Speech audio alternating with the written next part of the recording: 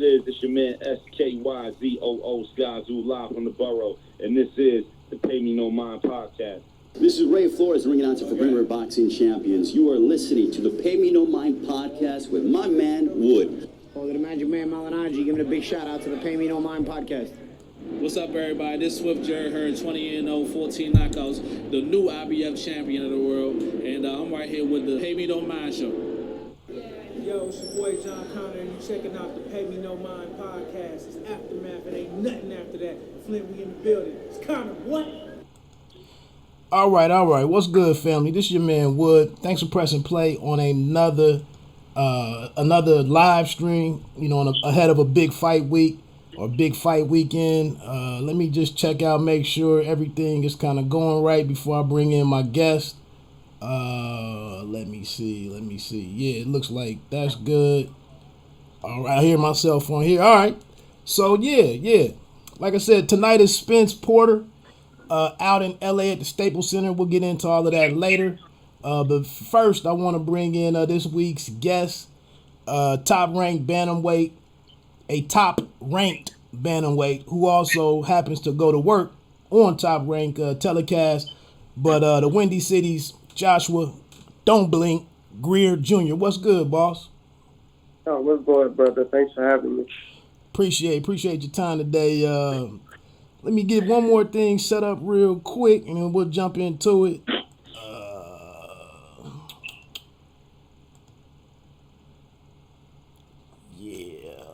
One more thing. I need some help in here with all of this stuff. I got to make sure is good.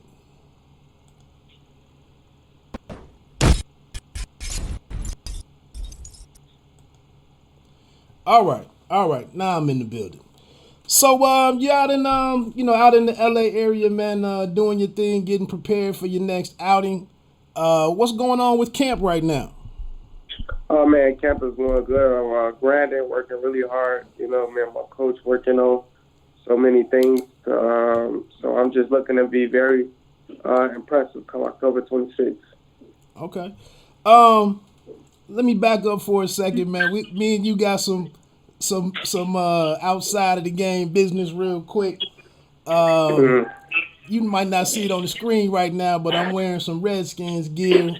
And you guys, your Bears took apart my squad on Monday Night Football recently. What's your outlook for the season, man? Well, the Bears been doing good. The White Sox been doing good. So I'm a happy Chicagoan right now. Okay, I was hoping to make Mitchell Trubisky look a little bad a couple of on that night. But they kind of used him the right way and had some early success with the defense. And, we kind of didn't get to do what I wanted us to do that night. Right. So, like I said, you're out on the West Coast, not able to really make it out to any of these events lately, I would imagine. So, do you think it might be a chance to try to get home and maybe get out in front of some fans and be included in some things to help? Oh, well, actually, I'm gonna do my gym work early today because I'm going to the Spence-Porter fight or whatever. So I'm definitely gonna be in attendance at the Staples Center today. Okay. That is one of the things we'll get to here in a minute. So anyway, well, who are you? Who are you getting a chance to work with in this training camp? Anybody we might know of?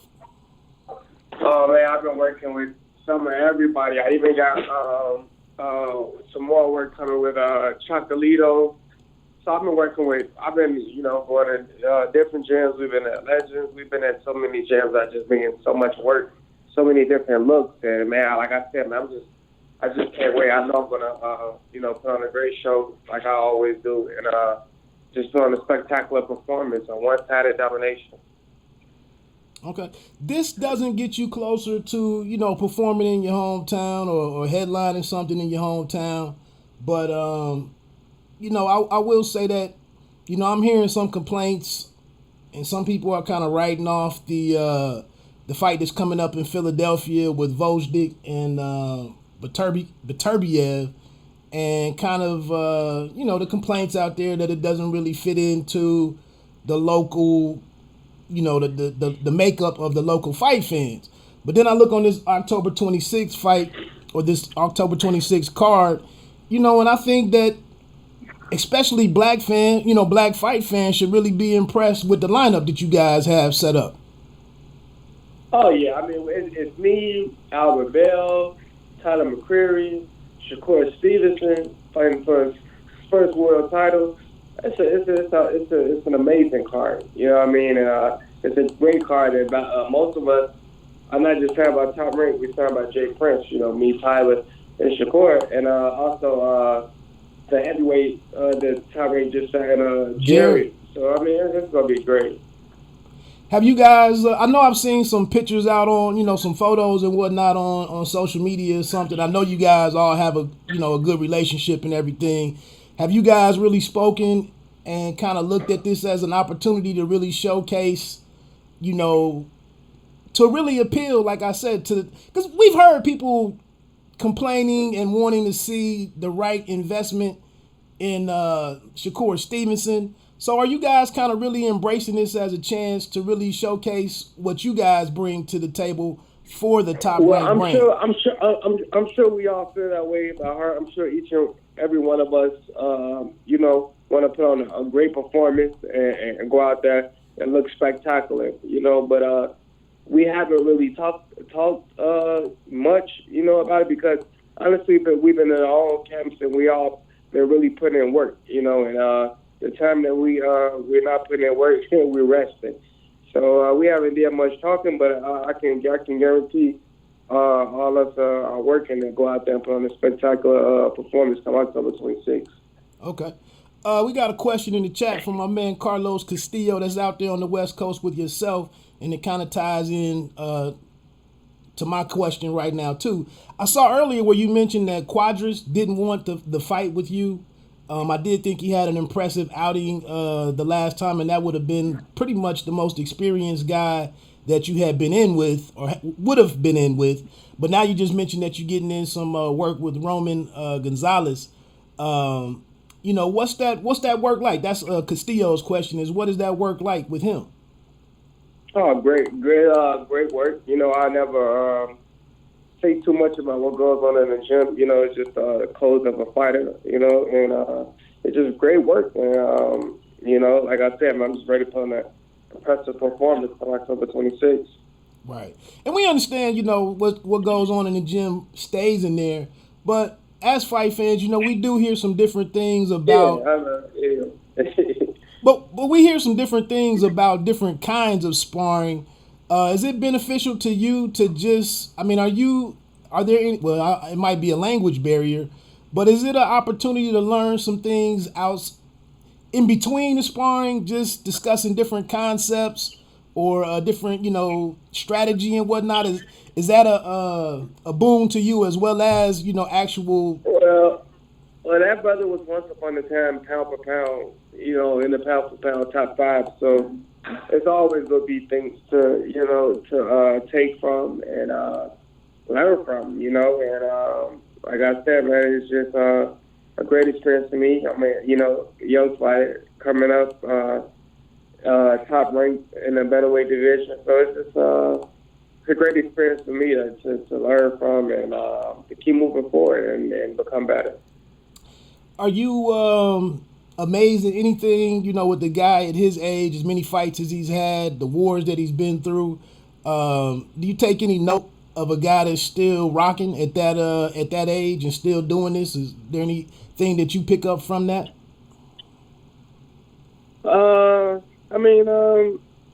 He's proven a lot, So I'm sure he's gonna, keep trying to, do his thing. I think he proved a lot, in his time, he proved a lot. So, I look forward for him to, keep doing great things if he can or try. Okay. What I was aiming at was, you're a guy that I'm sure is expecting to have a career of, X amount of years. Are there any things that you're looking at in him and saying, you know, these are some things I might need to start keeping in mind as I move forward in terms of preserving myself, you know, for those later years? I mean, his work ethic, I could say, yeah, the way he worked, you know, he works so much and works so hard still to this day, you know. So yeah, those are things that you know, stay on top. You have to do it. Yeah, I look at that for that. Okay, all right. Let's back up for a second, man. I didn't get a chance to reach out to you after your last fight back in mid-July. I know you. I could imagine you guys, you know, need to decompress a little bit, get away from the sport, clear your mind, and you know, come back, regroup, and so on and so forth. But you fought Nikolai Potapov. He was able to fight to a majority decision with you, where he was able to be even on one of the cards. You know, and it seemed like you had to dig deep over the last 3 or 4 rounds of the fight to make sure you secured the win. You know, there's something in walking away with the MD verse, and you came on and, you know, you mentioned that you were expecting and planning to do something, and this was a rivalry of sorts. Was there anything that he was able to do on fight night that was a little better than you expected? Well, it's a lot of things. I felt I should have, you know, picked up the jab more and everything. But you know what? It all came out a great experience for me because I learned a lot through a win. And it's just, like I said, it was a great learning experience. You know, at the end of the day, I'm still a young fighter, and I'm learning as I go. And it's just a great learning experience. And that type of fight, you know, I get right back in the gym and, you know, we fix our mistakes, and once it happened once, I don't have to worry about it again because I catch on right away. Was he more? And we talked about his fight with Nieves, and it seems like a guy that he doesn't seem to ever really get loose and kind of fight with any kind of reckless abandon. I don't know if that was a problem with him kind of fighting at the same speed and not mixing it up, you know, in a manner that would allow for like a real firefight to happen. But I don't know, man. It just was he more durable than you expected? Yeah, which I can expect. That what people have to realize is, you know, yes, he got stopped, but you got to think about these guys learn too, you know. So he, you know, in the fight that he got stopped, about for a world title or whatever, he was winning. He was winning, you know, the fights early until, you know, he didn't have his way, and then, you know, he kind of gave up. So, which I'm sure, you know, he learned from that and just kind of worked on that. But so he was very durable. A little, you know, styles make fights. You know, got a little very herky-jerky, awkward style. You know, but like I said, man, it's all a learning experience. It was great that I, you know, learned through there, and also, you know, dig deep and push myself to win. Right. Last question on that. Is it kind of a situation where, you know, he's coming in, you have some, you know, there was a title up for grabs, you had the Continental America's belt, you know, you're the co-main event, the A side of that. These guys are looking at you as a big opportunity to advance their career, and you might be getting any guy's best fight, you know, on any particular night because you have something to lose. And I was thinking before we got on, you know, some people might not realize that a guy like I think it was Jason Taylor, I think, for the Dallas Mavericks, like he actually outplayed LeBron in their first in the Heat's first run at a finals win. So these guys are just out there, you know, looking to have their best night against you guys. Well, yeah, of course. You know, I feel like I'm one of those guys that's. I feel like I'm a hot commodity. You know what I mean? A hot commodity. I feel like, you know, everybody looking and they want what I have, which because I'm, you know, I also make it look good too. And which I mean, I live a great life. I enjoy my life. And all the pieces are coming together, and I got a, you know, great team behind me. You know, but the thing about it is, I've been in their shoes. I know it is to be hungry. I am hungry. You know what I mean? And that's the thing. And see, I'm grateful for a fight like my last fight. You know, to keep me like, man, I gotta, stay on my heels. I gotta, stay sharp, because if not, somebody's gonna try to come, take things from me, and I'm not gonna let that happen. So I put in the work. Trust me, you're not gonna outwork me. You're not gonna outsmart me. And they thinking they on the hunt, but really I'm hunting them. So I'm ready for all that. All right. So moving forward, man, October 26th is an interesting opponent, because he's not only a mutual opponent of Potapov, he's also a previous opponent of one of the important guys in your divisions in Naoya Inoue. Speaking of Cleveland's Antonio Nieves. So is this just another fight for you, or is it a chance, to build some momentum for your bigger goals going into early 2020? Honestly, every fight to me is a very, very important fight, and this too is a very important fight. And like I said, man, I'm looking to come in here dominant, put on a spectacular performance, and don't give them anything. I'm just looking to come in here and just do me 100%. Okay.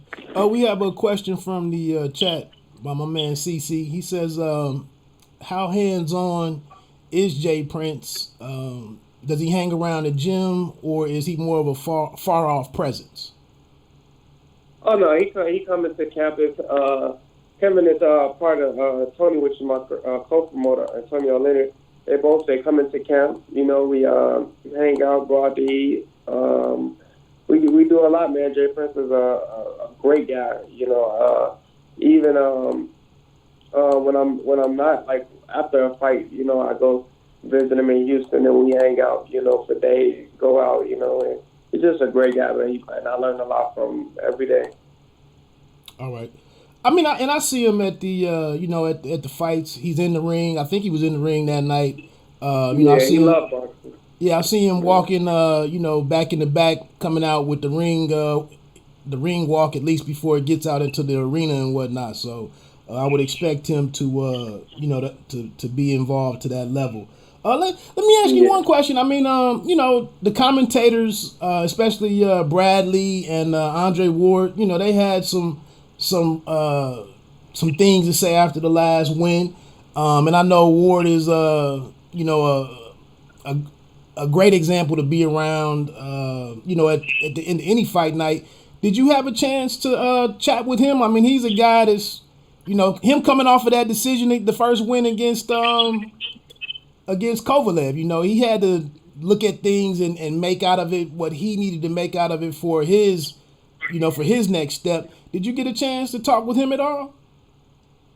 No, I actually didn't talk to him, but I did watch an interview by him before, and everything. And I watched him, and he was talking about all that, and he was just basically saying, at 27 years old, he said, people, they just was critiquing him so much and, criticizing him.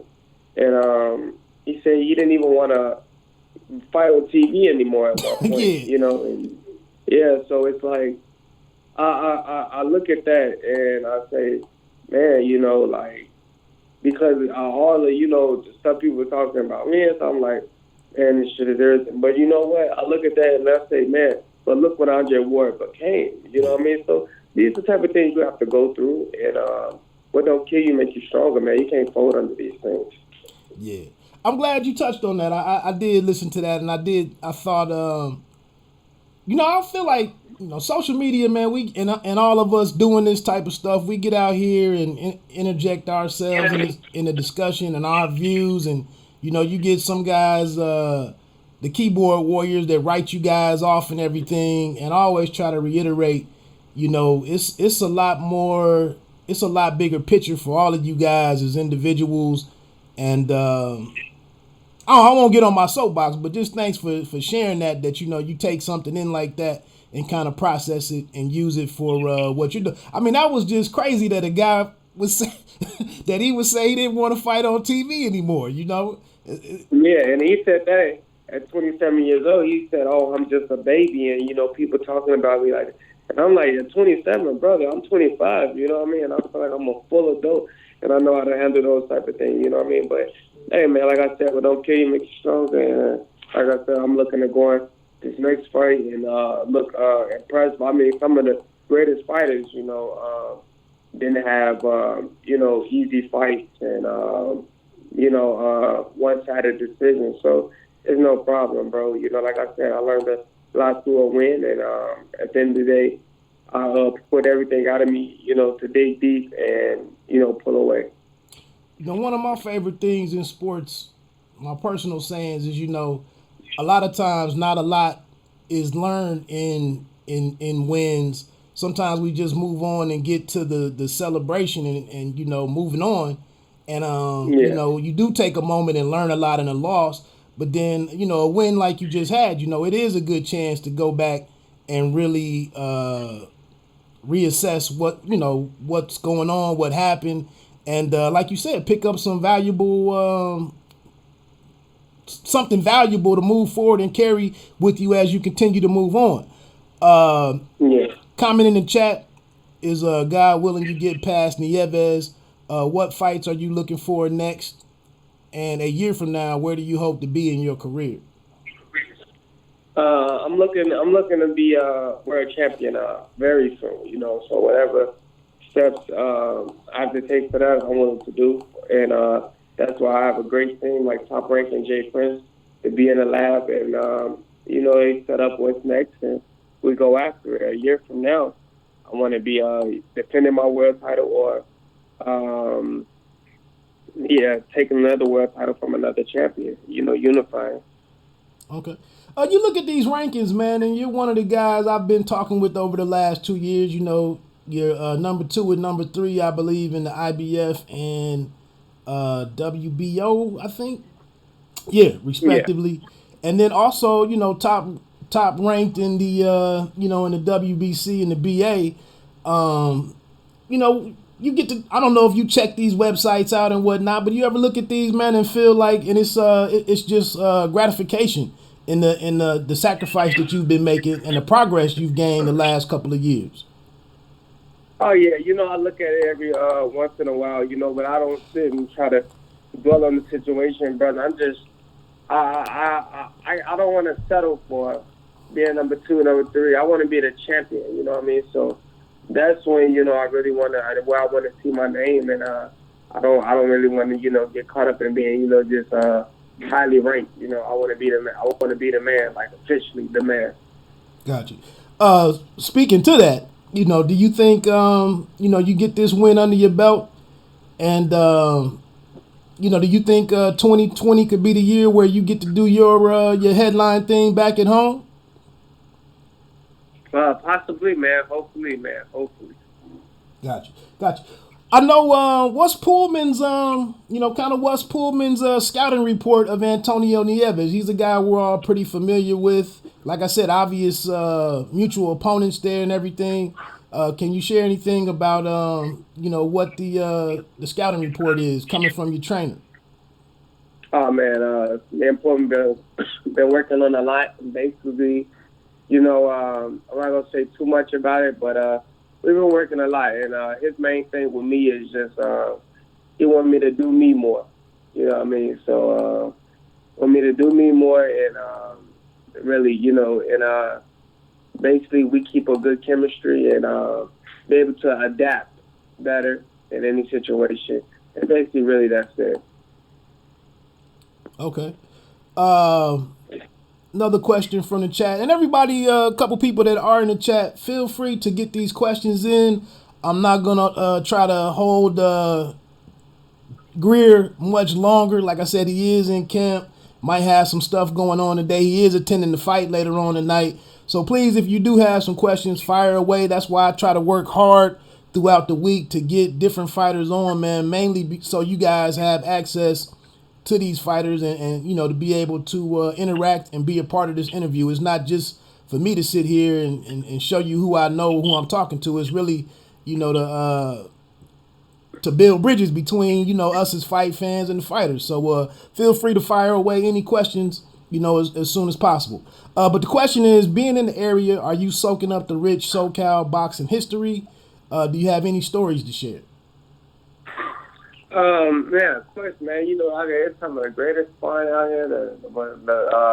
So many gyms. I mean, it's a big boxing state, So I enjoy the work. I've been coming for a while, on and off, and enjoying the fight scene and everything. So, I mean, I'm loving it, man. And I don't really have many stories. Kind of what's I know you guys, I think it is Pullman's gym. Are there any other gyms in the area that you're traveling to? I mean, you mentioned working with Chocolatito. Are there any other gyms that you're out visiting and getting this additional work in? Legends, Freddie Rose Gym, and that's basically it. So Legends and Wildcard. Okay, all right. You mentioned Tyler McCreary earlier out of Toledo. He's got a pretty good matchup going with this Matt Conway guy. He's another guy. He just came out of a fight in back in May or July in DC, and kind of didn't have the night that he was looking expecting to have. What would be your encouragement to him? Because he's another guy just moving over here to Top Rank, kind of where you were, starting out the year. As you moved over to Top Rank, how would you encourage him to, go out here and make the most of this outing against Matt Conway? I just tell Tyler keep working, doing what he's doing, keep his circle tight, stay focused, and just stay disciplined. He'll go out there and do what he got to do. Tyler's a great fighter, and I'm sure he'll put away victorious come October 26th. Yeah, I was looking at some. He had some footage of him up at a gym doing some conditioning and whatnot, and I was kind of proud of the kid. I don't think I've seen that from him in the past, but it looked like he was doing some different, really getting in his bag in terms of, working out in some ways to really help him be more explosive, and just seeing an investment in himself. And I just respect that, for any of you guys that really go and try to take things to the next level. Oh, yeah. And then, of course, he's in camp with Robert Easter, who also fired October 26th. So, he learned a lot from that, too, as a young fighter, and he getting those different experiences. Gotcha. You have 4 fights in 2018. This will make your 3rd fight in 2019. Will there be any desire for you, to get a 4th fight in before the end of or before the start of 2020, or will it kind of be determined on the outcome of this fight? Well, yeah, I'm looking to come in here, and really, hurt this guy and be dominant, and then hopefully afterwards, we can get right back in December. I would love to do that. Okay. All right, everybody in the chat, man. I only got about 2 more questions, so be sure to fire away if you got anything you want to ask. So let's get into it, man. Tonight, big action out there, in Los Angeles at Staples Center. What's kind of what's your thoughts? How are you seeing this Errol Spence Jr. versus Sean Porter fight play out? Man, bro, it's like I'm having mixed emotions. I really don't know. For 1 minute, I'm not going against, Errol, that's my guy, but for one half, I think about Earl and, him being basically, very sharp and technical in his boxing skills, and he can also fight too, and just, him being very strong and powerful. But then I think about Sean and, of course Earl haven't fought nobody, at that level when Sean fought the better opponents, having Danny Garcia, Keith Thurman, and all those guys. So, I know that Sean can make them very uncomfortable, So I don't know, man. I feel like it will be a great night for boxing, and whoever won it more and, do the better things and make the adjustments will be the better fighter that night and come out with the win. Right. I know you're closer to the game than me, and did you but I don't know how close you pay attention to what the chatter is around these type of fights. But was this a great matchup for you? I mean, obviously it's a welterweight unification. It's two world champions. But did this fight was it great when it was first made, or has the promotion in the recent weeks, has it really built up to make this a huge moment that it feels like, the energy that I'm sensing now? Oh, that fight was great when it was first made. Those are two champions and two exciting guys. So that fight was exciting when it was first made. Even if they didn't do the promoting or they didn't even have to do a press conference, that fight was going to be exciting. I know you go through, you've famously branded, your night pillow and whatnot. And, you take advantage of, your attire that you wear to the ring and kind of building your excitement, bit of a showman in the ring when it presents its opportunity. Spence isn't kind of regarded. He's another one of these guys that's not as outspoken. But I feel like he's shown a lot of personality or charisma this week. That if he couples that with a big performance, he's a guy that could really launch himself into being a bona fide superstar in the sport. Do you think these guys need to, do you think it's something that they need to focus on being more outspoken to make themselves into a bigger attraction? Not necessarily. I feel like the fighter really just has to be themselves, and really everything people see from me, that's just who I am. Like, even if I wasn't by the art, that's just who I am, I'm a outspoken guy, and I speak a lot. That's just who I am, in and out the ring. So I feel like I got to just be yourself because if you're not being yourself, that's when it become like a job, because you're keeping up with something that's not you. All right. You see this thing going to a decision, or do you think one way or the other, man? Both guys have talked about stopping the other. You think this thing could go to a decision, or just because it's so competitive, it might end early inside the distance? I think it just goes to a decision. They both, like I said, they both top guys, elite guys. I can see a hard fought 12-round decision, from both ends. So I can see that also, All right.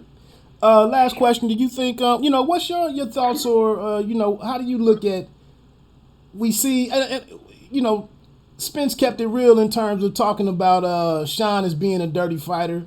But he said, you got to do what you got to do. I'm not hating on you. It's not going to work against me.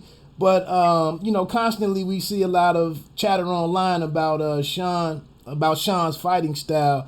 Do you think what's your thoughts on it being dirty? Or, is it just a matter of, sometimes in the sport you might encounter some guys like this and you just got to be prepared for it?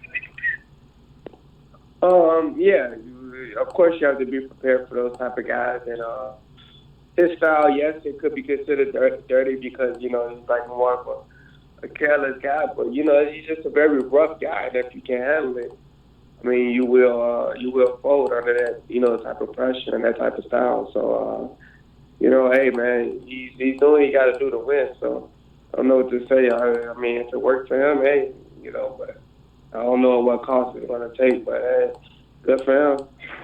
Right. One of the interesting fights tonight kind of hasn't, it's kind of rising to the forefront a little bit is the co-main, which I think is a great co-main event for a pay-per-view in terms of making sure that fans get their value, for putting down this $75 a night. But Anthony Dirrell versus David Benavidez. I know Dirrell is here in the Midwest with you and I. What's your thoughts on how that one plays out? Benavidez being a young gun and a pretty entertaining offensive guy. You know, how do you see that one playing out? Well, Benavidez is very, he's very sharp. You know, like you said, young, explosive. You know, so.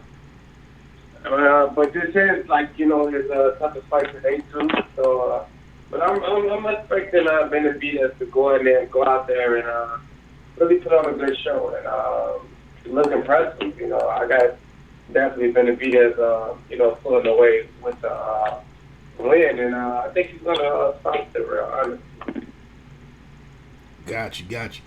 All right, well, like I said, no more questions are popping up in the chat. I do appreciate everybody for tuning in. And like I said, man, I appreciate you giving me some of your time when I do reach out to you. I'm always appreciative and respectful of that. So any last words, you know, for fight fans on, you know, what to expect from Don't Blink October 26th? You can expect an impressive performance from the walkout and all the way into the interview stepping out the ring. You know what I mean? It's going to be an epic night, and I can't wait. And just get ready for a one-sided dominant performance from me. Got you. Actually, one question just popped up. If you got time to fit this one in, you know, what's your dream fight venue? Vegas, Madison Square Garden, StubHub in California, or a home venue in Chicago? Ooh, that's a tough one. I got number one, home, because I know the type of impact that it's going to have on my people, the youth, and just so much, you know, surrounding. So I got to say home, and number two is the MGM Grand. Got you. Hey, this is it's it's some interesting storylines out here, man. I mean, I know you're pretty tight with Shakur. I did mean to touch on that before you got out of here, man. It's some interesting backstory here with him and his opponent, Joet Gonzalez.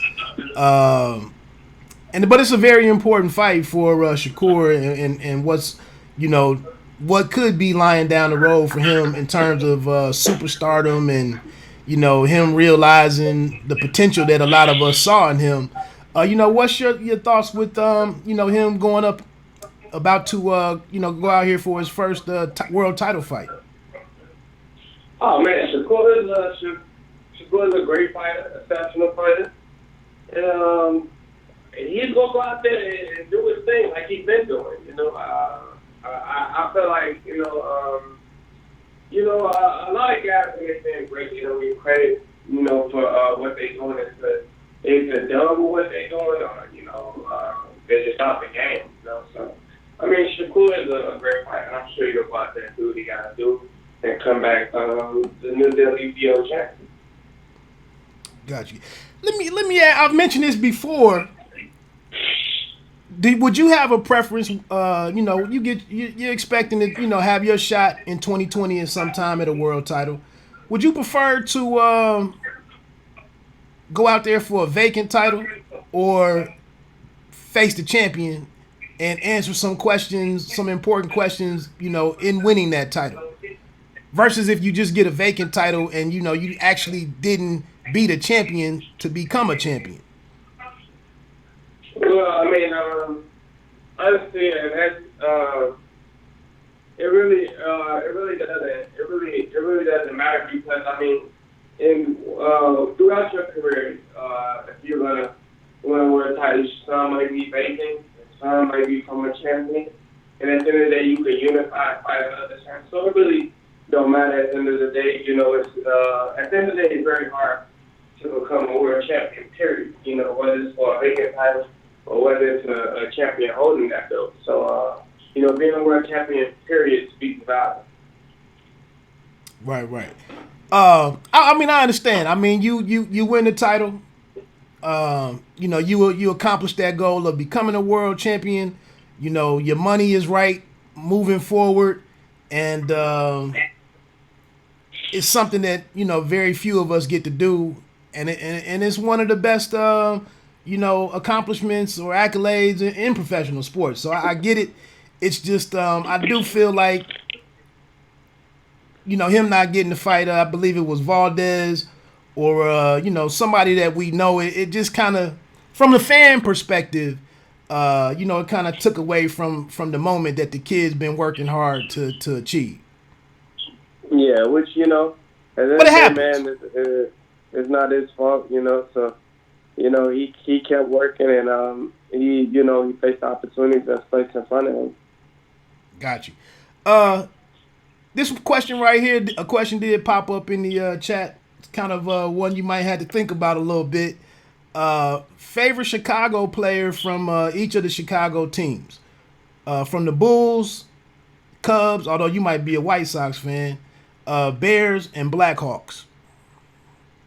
Oh man, of course, favorite player got to be from each of those teams. Yeah, from each one. Okay, Bulls is easy. Michael Jordan.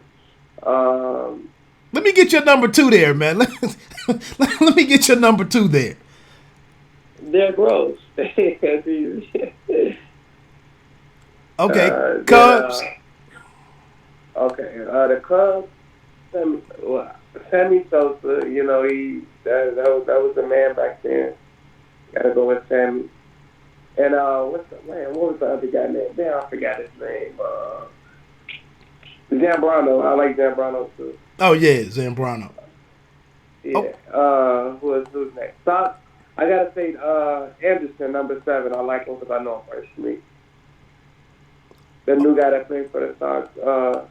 And who else? The Blackhawks. I had one of my guys. What was his name? Man, I forgot. I don't got his name at the tip of my tongue, man. But I know I used to go. I went to their games a few times. I met a lot of them guys, man. They great guys, man. In and off, like on and off the ice, they great guys. I'll think of his name later. I can't think of his name right now. You could have thought of any name with a bunch of Z's and W's together, and I would have said. Right. I'm trying, man. I can't think of his name. I just. He my guy too. I talk to him all the time. I can't think of his name. It's crazy. He got a long name. Okay, well, what about Chicago Bears?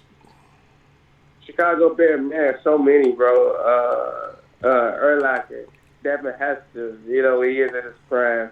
I love that old team. That Lance Briggs, Tommy Harris, like all those guys, man. All those old killers, man.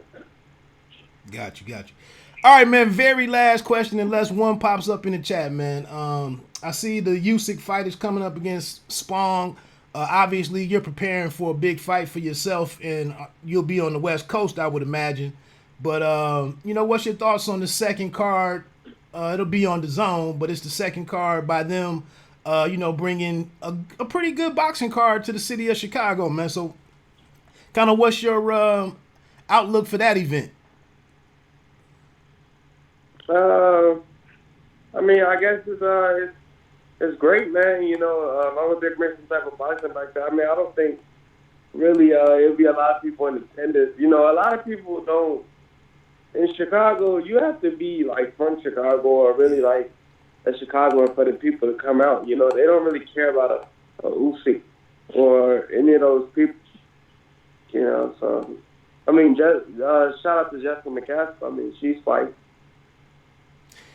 Yeah, it's great for me because I'm here in the Midwest and it's an opportunity for me to make it out, to a fight with some bigger names on it. But yeah, I have to agree. Here it is again, the same group coming back to the city and really not. They are bringing some Midwest fighters, I guess, with Anthony Sims Jr. being on there. Like you said, Jessica McCaskill facing the same female, Arias, I think is her name.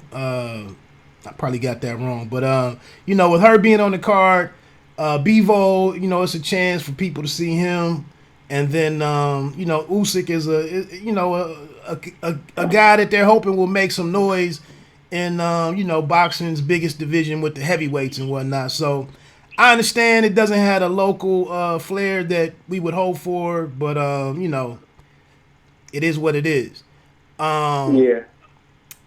My man Lazy Lefty from the chat said to remind you that Zeke is the best basketball player ever out of Chicago. Zeke. Isaiah Thomas. He's from Chicago? Yeah. I didn't know Isaiah Thomas was from Chicago. From the guts of Chicago. I think I never knew that. That's crazy. I just learned something new today. Yeah, Isaiah Thomas. I mean, you probably wouldn't get that sense from him, but he definitely came out of the city of Chicago before heading over to Indiana, to play ball under Bobby Knight. So yeah, Zeke is wow. He's number one. Oh yeah, you got it. Yeah, he's right. Hey, did you check out this? Have you checked out this other Chicago show, man? I think it's just called the South Side or something. Have you checked that one out at all? I haven't seen that. Yeah, I know we talked on the Shy a couple of times, earlier visits to the show and whatnot. But obviously it's in its off season. But I did see, I think it might be on Comedy Network, man. It's a show called the South Side. I think I've only watched bits and pieces of it. I just thought I'd ask, if it was something you were aware of. Oh no, I haven't seen it. Got you. All right, man. Well, like I said, man, I'm not gonna keep you up, hold you up. I know you got stuff to get out and do today. One question that's kind of important. Last question for real, out of the chat. Post fight meal, would it be Harold's or Portillo's? Are you talking about like completely after the fight, right? Yeah. Yeah. Oh man. Harold. Yeah. I take both. Yeah, I take both, man. Okay. All right. Hey, well, man, I'm gonna let you get on out of here, man. I appreciate you checking in with me, man, and I'm looking for for everything to go well. October 26th. Take care of Antonio Nieves, and I'm looking forward to see as you advance and get into that big fight in 2020. Oh yeah, man, I appreciate you. Thank you, bro. All right, man, take care. Okay. All right, that was Joshua Don't Blink Greer Jr. He spoke on a couple of things. I don't know where you were with the last fight against Potapov, or Potapov, or however you pronounce his name. I thought his corner was a little, and John Pullman, I think they got a little concerned about what was happening there late. Obviously, the commentary got a little, they got a little down on what they were seeing from Greer Jr. And like he said, Potapov does some interesting things. I did expect him to take care of him and get him out of there, to be honest. And that's what he came on the podcast before that fight, and was adamant. And he'd been chasing Potapov down for 2 years too.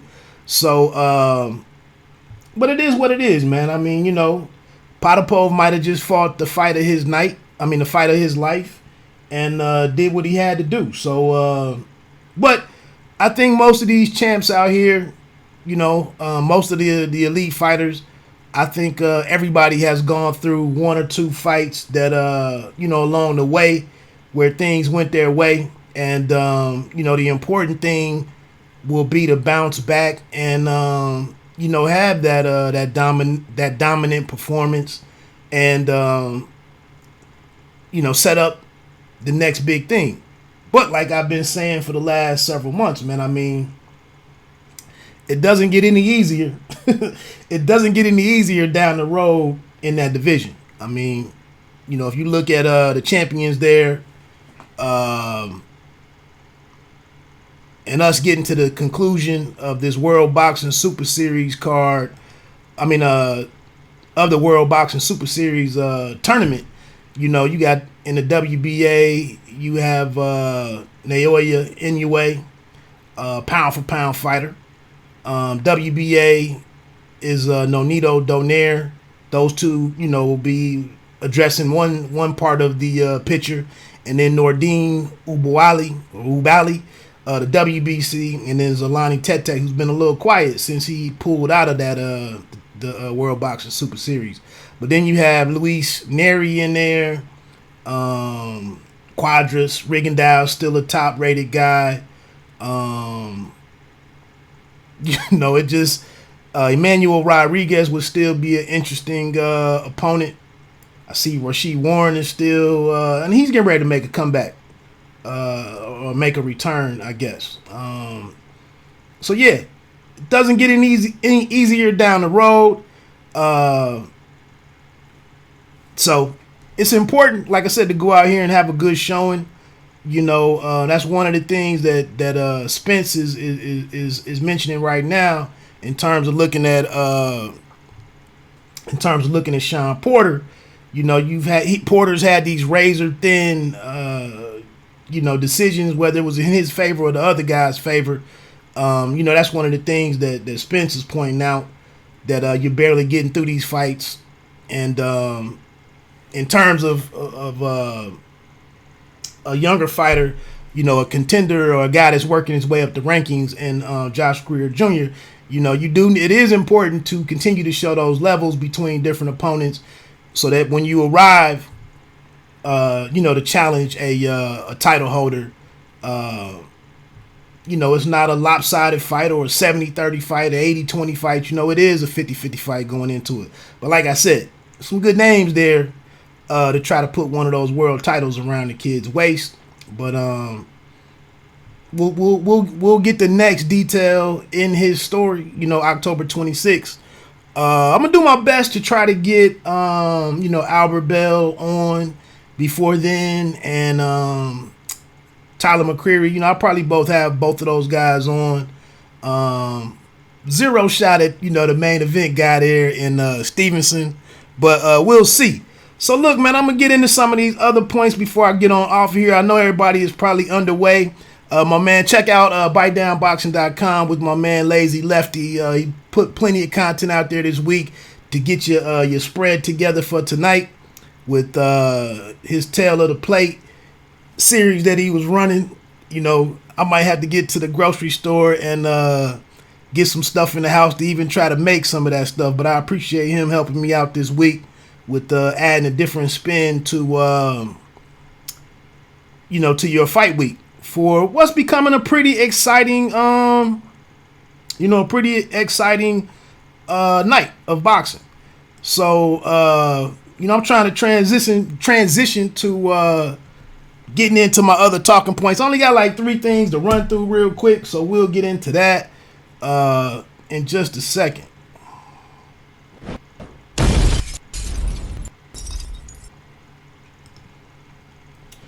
All right.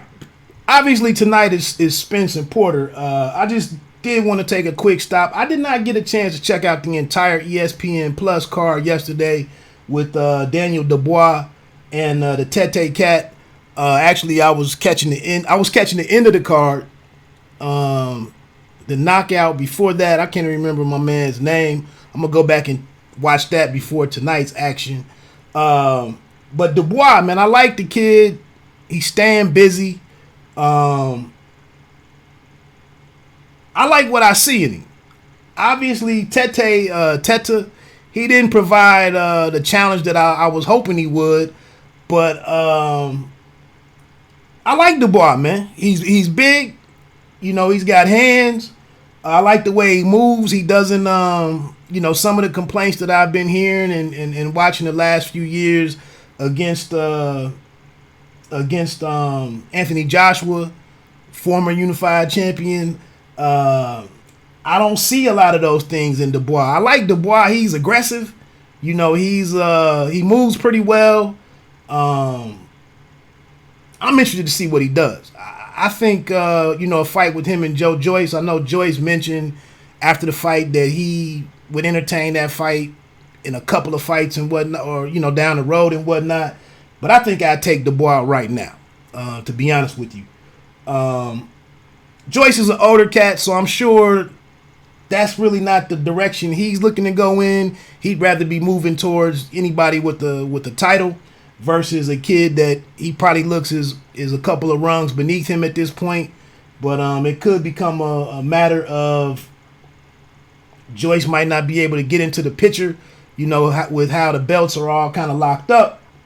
So maybe maybe it's a fight that just materializes anyway. But yeah, Dubois, I liked what I saw, man, when he went to close the show. He threw that double hook to the body and to the head. They were short, compact shots. I can't even really sit here and make a whole lot of tete. I mean, it's not like he got a lot accomplished in that fight. Like I said, he didn't do a whole lot. He did get up after the first knockdown, which was a pretty big flurry by Dubois. Moments later, Dubois, once the action resumed, Dubois stepped forward with another flurry. Didn't land the biggest shots per se, but it was enough to send Tete to the floor. I didn't like the stoppage. Tete pushed the referee after the fight was waved off. I thought, based on the fact that he got to his feet, it didn't seem like there was any protocol as we see in the States. Take some steps to the left, follow my instructions, take some steps to the right, and let me see, what your bearing is like. There was none of that. It was just the referee just looked at him and just waved it off. Which, maybe they have a different standard for for fighter safety and whatnot. So maybe, to me, it seems like the UK stoppages are always a little interesting. One thing so my major takeaway from that is, I want to see what's next from Dubois. I guess the question that I put out there on Twitter yesterday was, if you're Frank Warren, how far do you get down the line before you go ahead and bring this kid over to the States? I mean, if he is a guy that's going to be in the world champion picture at some point, how far do you let him get down the road before you get him on the road? Let him travel a little bit. And it seems like it would be some forward thinking to get the guy involved on the right undercard situations over here in the States. We saw Buatsi come over, super middleweight. We saw him come over for the Joshua and Ruiz fight. I thought that was a good introduction for him. A similar fashion, man. I don't know if it's a Tyson Fury card or something that could go down, but definitely, get the kid over here, let American fight fans get some eyes on him, let him interact, with the American media, and break through the hang up of him being, a Brit. Go on and take care of that right out the way. I'm about to head to set up the projection screen for the fight tonight. You coming down? It's only $10 for the food and fight. I'm going to do something very interesting tonight, man. I'm a little pissed off that I don't have access to the cinema, to a theater that's showing the fight. I either got to drive an hour down your way, lazy, to Cincinnati, or I got to drive an hour for 2 different locations in Columbus. So I'm a little pissed off. But my father-in-law, this is a testament to what the exposure on the Fox programs with the ads running on Fox Sports Radio and on all of the NFL coverage. You get the Big Ten on Fox on college football. College football Saturdays. My father-in-law actually called me. He calls nobody, never. But he actually called me last week and asked about the fight. And, he kind of is a little aware of Spence and Porter. And, he volunteered to become my second investor. So I'm going to go ahead and split it with him. And it's not really that I'm trying to be cheap. next week I plan on being up in Flint, Michigan for the Shields-Habazin card with Jerron Ennis in the co-main event. I'm gonna go up there and check that out, and then the following week I'm gonna go ahead and head over to the Usyk Spawn card to check that one out. So just for my personal finances, man, I really could use this $75 towards something better for me. So with my father-in-law coming through, that helps me out with checking the fight out tonight at the house. But I mentioned to my man CC in the chat room, I mentioned to him that my father-in-law is like Mike Tyson, man. He starts out the gate really quickly with his Tangeray. And with it being 4 fights tonight, at least 3 with the Barrios fight, my father-in-law is probably going to be a mess, by the time we see Porter and Spence. So it makes it interesting in terms of me trying to watch the fight. I definitely can't do no write-up on it. It'll be interesting. Because if it's not a knockout in the first 2 or 3 rounds, or it's not a lot of action, which this should be, but if it is a longer filling out process and that gin has really set in, then I might have to watch the fight after he leaves to actually see the fight. But I appreciate him coming through, and like I said, that's a testament to the effectiveness of having the fights on Fox, and that's great for boxing. That they can. I've been sitting here watching this Oklahoma game, and this is like the 4th commercial that I've seen for the fight. So that's dope. And if you had a chance to check out that Boxing Esquire podcast with what's my man Kurt Emhoff, I believe is his name. I think Tim Smith is the PBC guy's name. I thought that was worth your time to go out and hear kind of the benefits and the plan, the strategy, behind the PBC working with Fox. Really quickly before I get into it, yesterday they came out with the purses for each individual. I think it was like $6 million total for the main event and the co-main event. And I have to be honest, I mean, with that amount of money, I kind of do wonder whether or not it would have been a better opportunity to put this on regular Fox. $6 million, that's not a whole lot of money. It seems like they would have been able to work that out. But it is what it is. Hopefully everybody is, supporting the fight. I do think it's going to be, I wasn't on board with it as a pay-per-view event early on, but I do think the PBC listened and learned from the earlier cards we had this year, where the undercards, in my opinion, were trash. I think this right here, this card tonight, I do think is solid. So 2017, it would have been on Showtime, but here in 2019, it is what it is. And for that $6 million, that was $2 million each for Porter and Spence, and then $1 million each for Anthony Durrell and David Benavidez.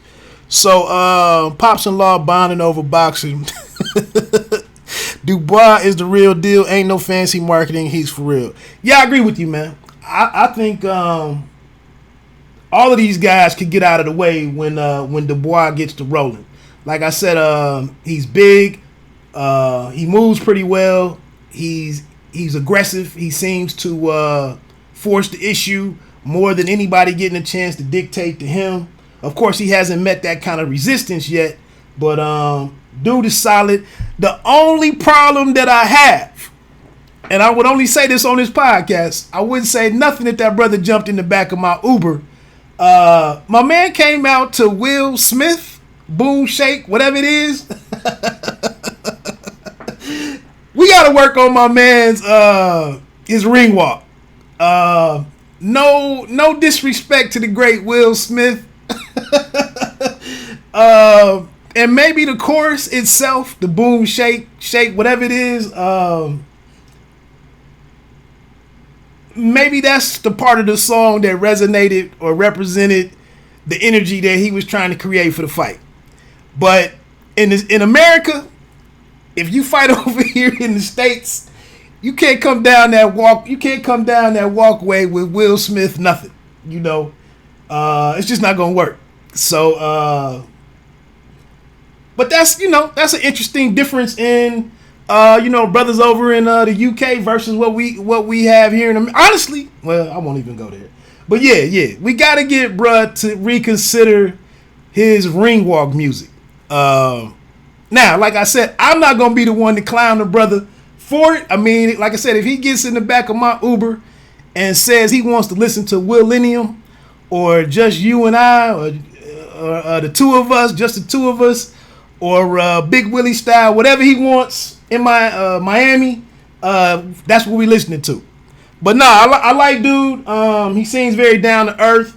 I like what I'm seeing with his interaction with his trainer and whatnot. And we'll see what happens with him. But let me get into this Spence fight and get ready to try to wrap this up in the next 15 to 20 minutes. My prediction is already out there on previous videos. There's not much more I can really say about it. I'm taking Spence. I do like the fact the people that I've seen taking Porter in a lot of different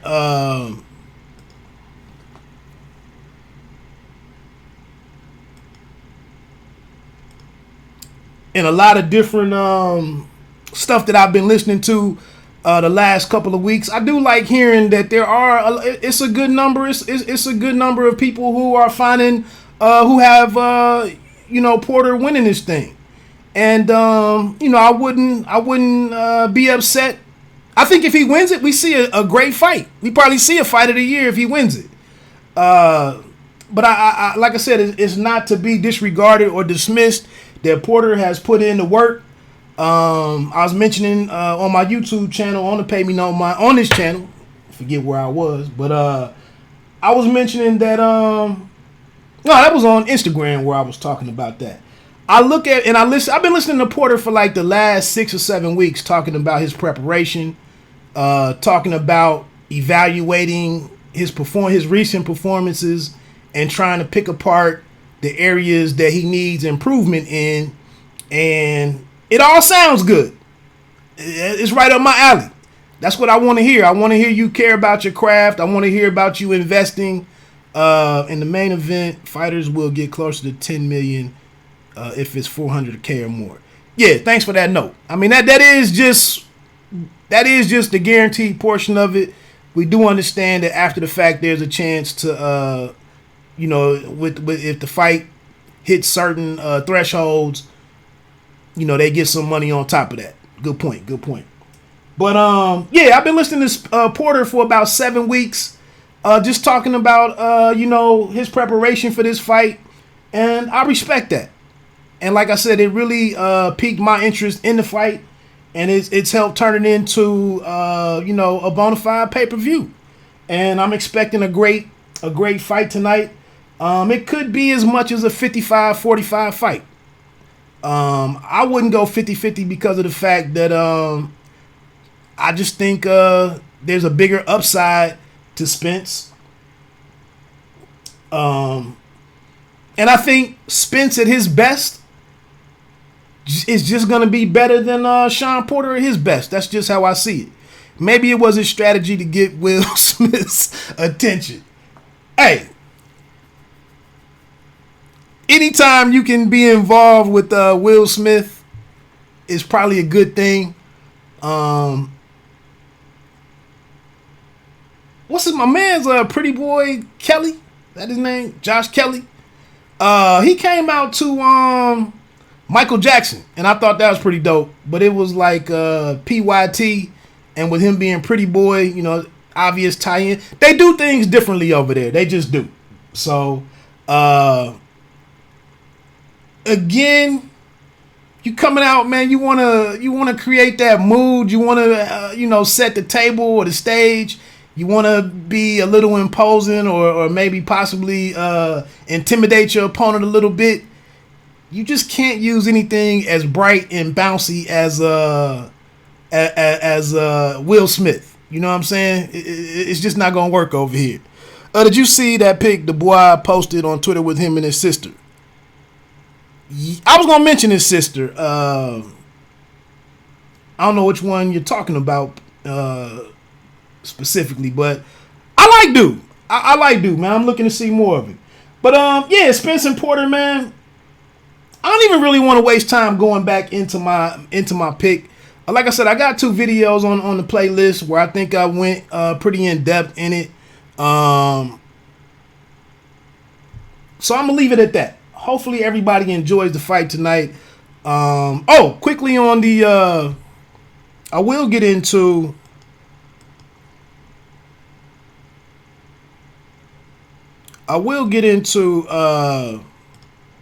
this fight right here. Because I don't think I went in depth on that one earlier. But Darrell and David Benavidez.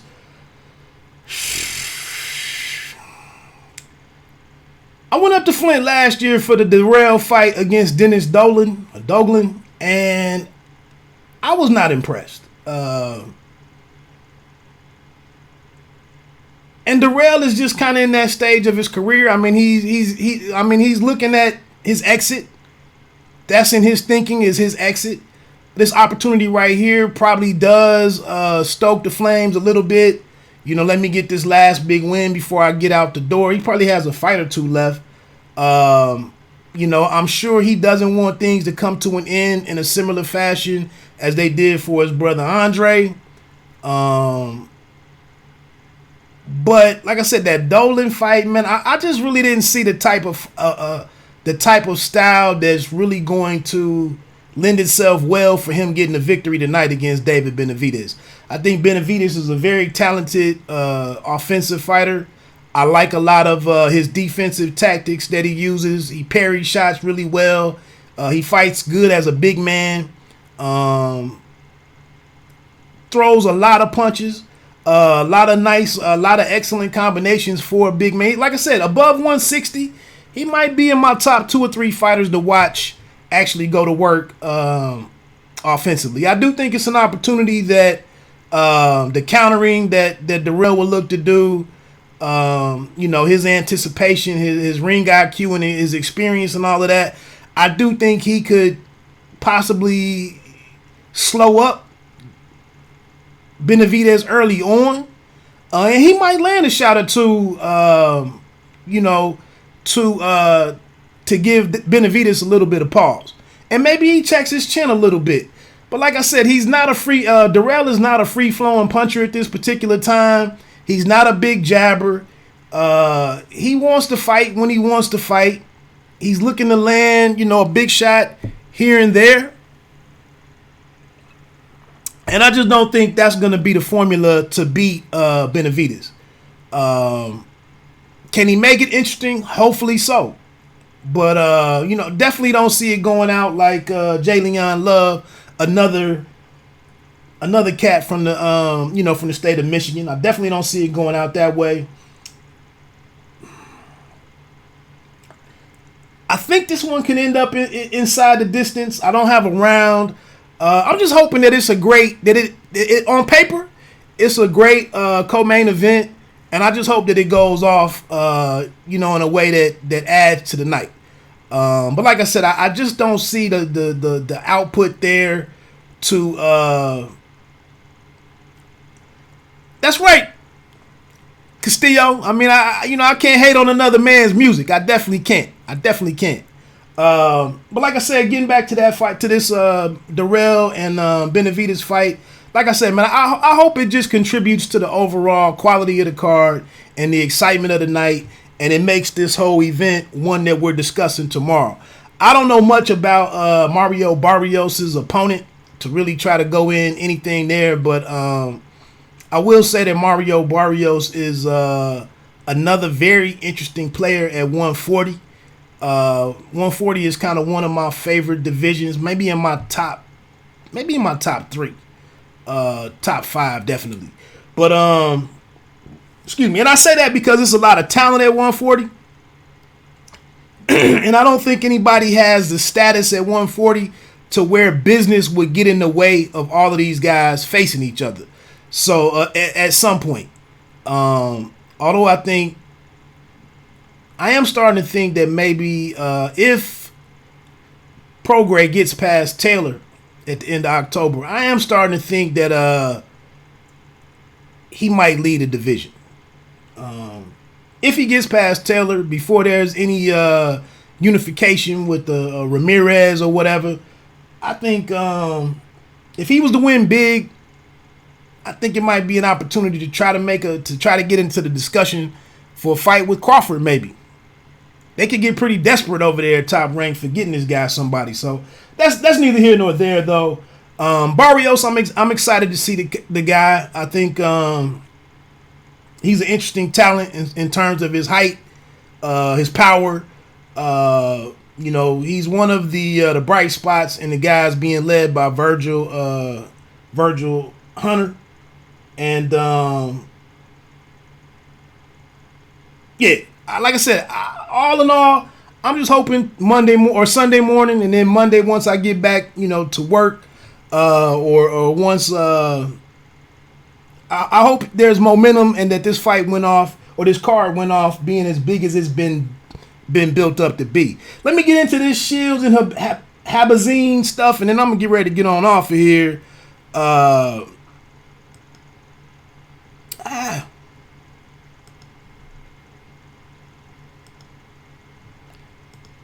The ladies up in Vehicle City next week. I hope you're taking a chance to check out this some of the footage that's popping up on Showtime's YouTube channel. I can't remember what the name of it is. I think one of them is Rise. I think they're like 8.5 minutes long. 12 minutes long is the other one. Steve Farhood is talking through it. It's just showing some. I think it's a good look for Shields. I thought one thing that they dropped the ball last time on the fight with Hammer. I think those were 24/7. That's the HBO one, isn't it? All Access. I think Showtime's is All Access, isn't it? I thought one thing they dropped the ball on, and they kind of cheated.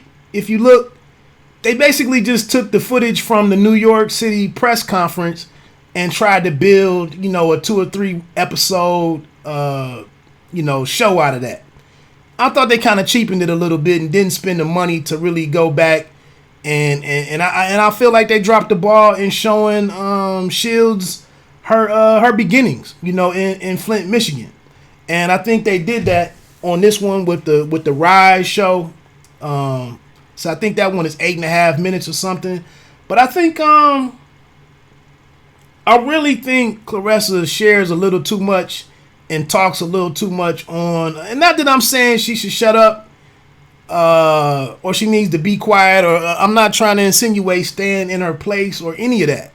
But you can't argue with everybody about everything. I just don't think it's a good look. And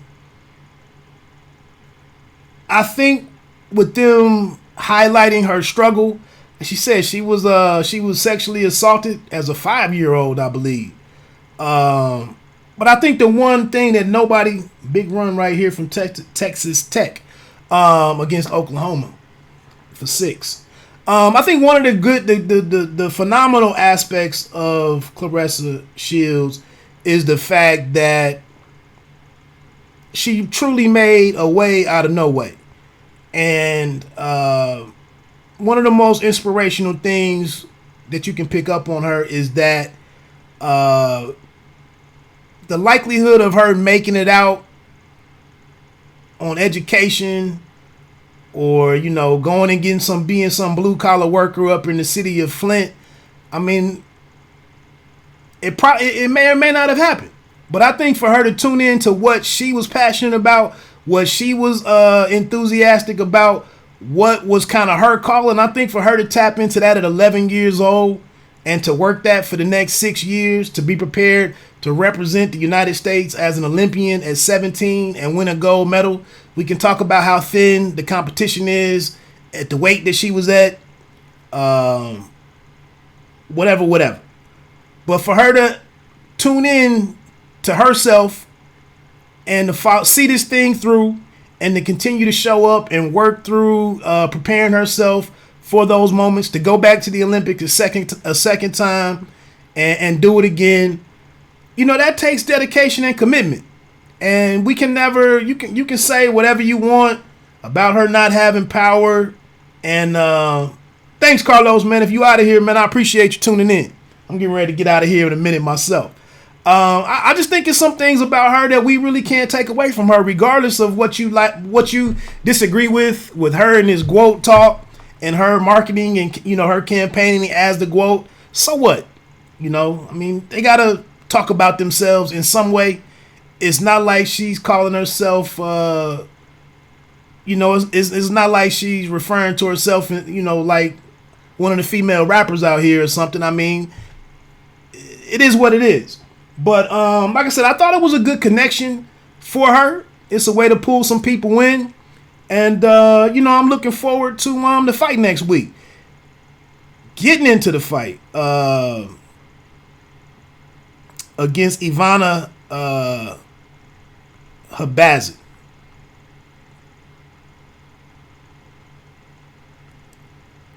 Damn, I thought I had something for that. Oops.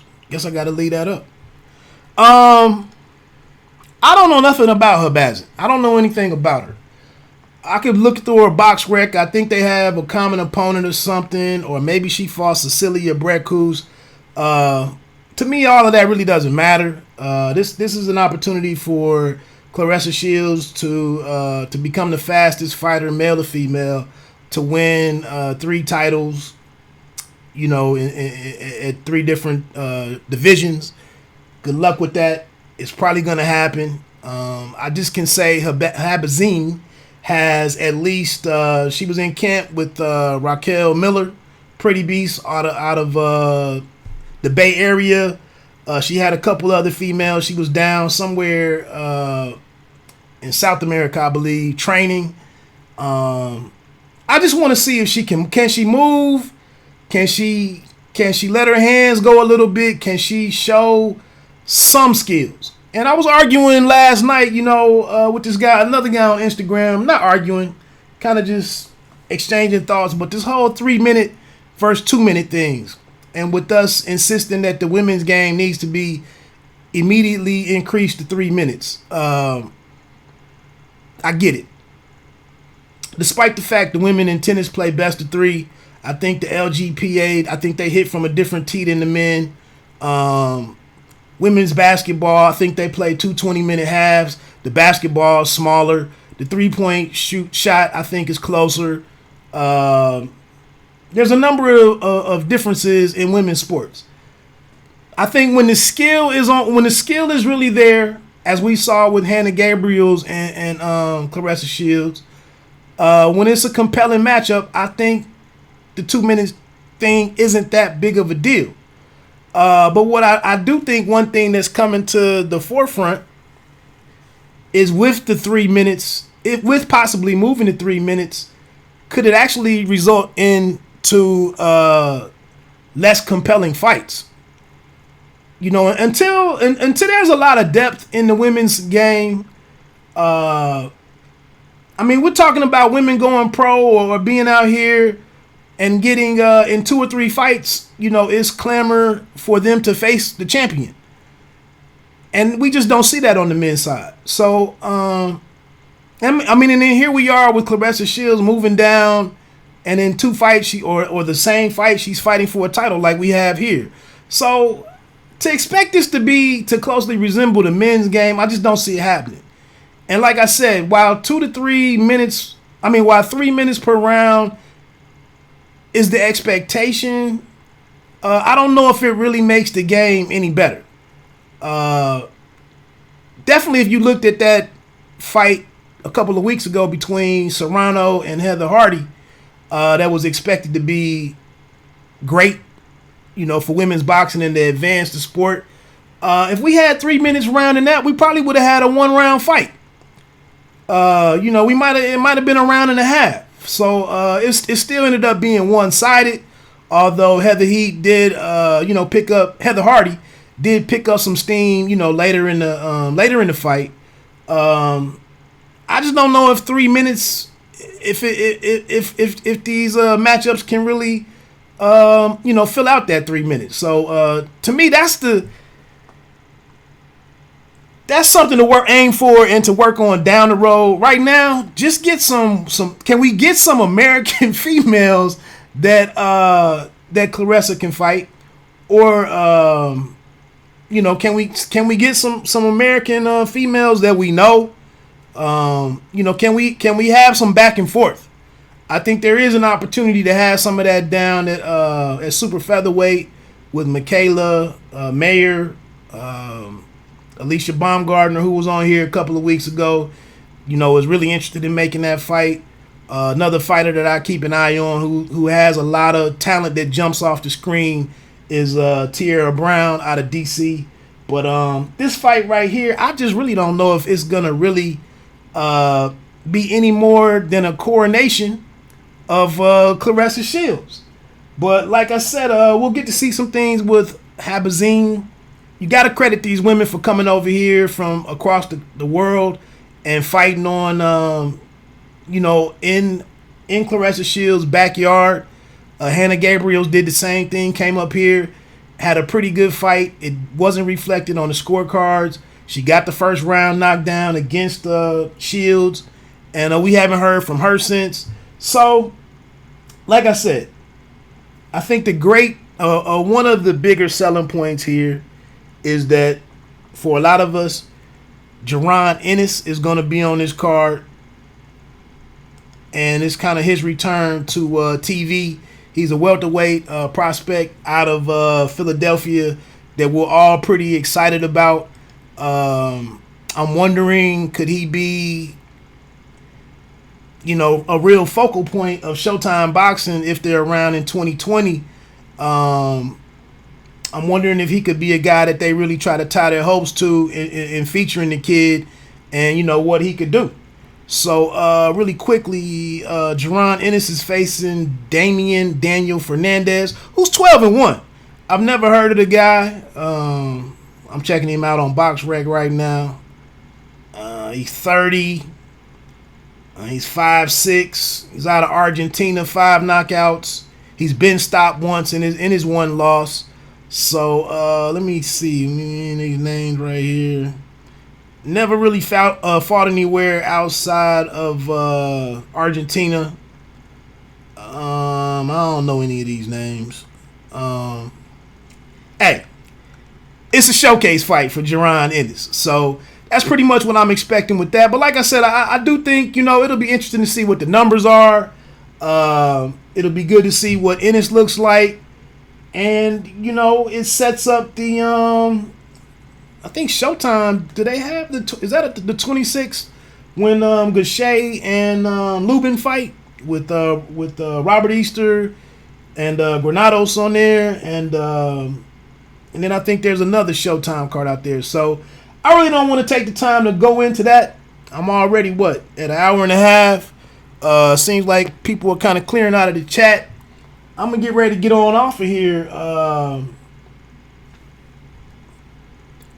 I said, can I run to the store and get set up for tonight myself? That's about it, man. Like I said, I appreciate anybody that tuned in. Probably gonna try to have Sonny Fredrickson on next week. I think he's got a fight announcement, or his next fight is set. So I think we'll get into that. He's a 140 pounder out of Toledo, Ohio. I think he's with DeBella now.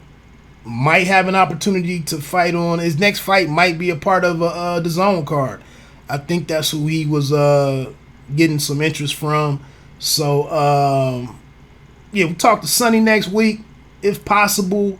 Like I said, might reach out to Albert Bell or Tyler McCreary, try to work those guys in before they head out, to Reno and do that. So with that said, man, let me get ready to get on out of here. I appreciate everybody following through. Hope you enjoyed some of what Joshua Greer Jr. shared, and that's about it, man. enjoy the fights tonight. I guess I could have looked for some breaking news real quick, but I'm not even gonna get into all of that. I'm out of here, man. Like I always say.